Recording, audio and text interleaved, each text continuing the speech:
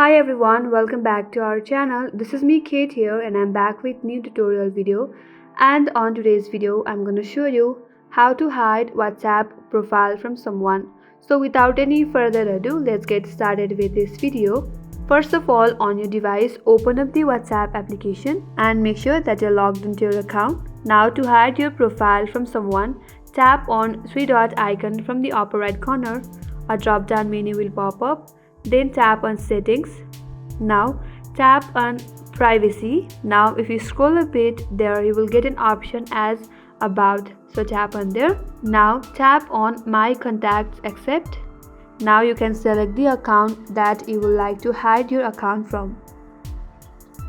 After you do that, tap on this tick mark from the bottom right corner and your profile will be hidden from that contact.